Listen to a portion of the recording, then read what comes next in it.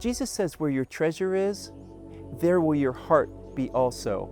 What you focus your attention on, what you give your energy to, what you seek to protect and to hold on to, that shows what it is that you really love, what you really value, regardless of what you might say on Sunday morning. Our reading today in Luke 21 and 22 begins with a poor widow who makes it clear that her treasure, the thing that she loves more than anything else, is God. She puts 2 small copper coins in the offering at the temple, which seems like a really small offering. But Jesus tells his disciples that woman just gave the Lord everything that she had to live on. All of it. Jesus spends the rest of the chapter telling his disciples that all of these big, beautiful things they see around them, like the temple building, are soon going to be destroyed. In other words, all of the things that we give so much of our lives to seeking are going to pass away and be gone forever. He tells them that hard times are coming for his followers, that the world is going to hate us because we're devoted to Jesus. And he says, be ready for those days. And he says, when those hard days come, don't get caught up in worrying about the details of day-to-day life and how things are going for you right now in your circumstances. He says, keep your eyes on what matters. This world, he says, is only temporary. The real kingdom is coming. So be on the alert. But Jesus didn't just say things like that. He lived them. He showed us what it looked like to live with a laser-like focus on the business of the kingdom. He knew that his time was coming soon. He knew that it wasn't going to be long before he would suffer and take the sins of the world upon himself at the cross. So what did he do? He kept his focus on the real kingdom. Verse 37 says that he taught the people in the temple every day, and he sought the Father in prayer every night.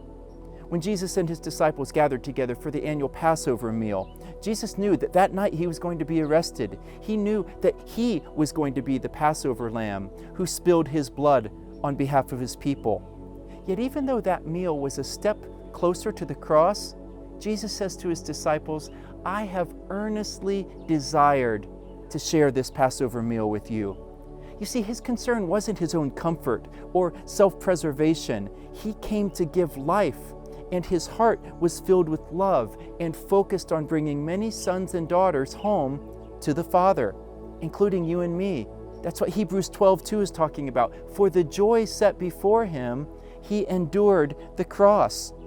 At the Passover meal, the disciples argued about which one of them was the greatest. Jesus stood up and wrapped a towel around his waist and washed their feet and told them that the one who's greatest in his kingdom is the one who serves. 3 times, Peter denied that he even knew Jesus in order to save his own neck. 3 times, Jesus prayed to the Father, asking if there was another way to do this besides the cross. And 3 times, Jesus surrendered to the will of the Father in order to save many souls. When they arrested Jesus, Peter fought back, and the other disciples ran away in order to save their lives.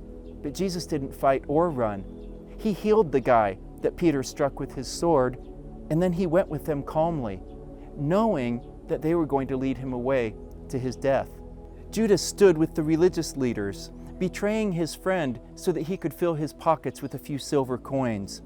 Jesus stood before the religious leaders and refused to defend himself, laying down his life for his friends so that he could fill their hearts with joy.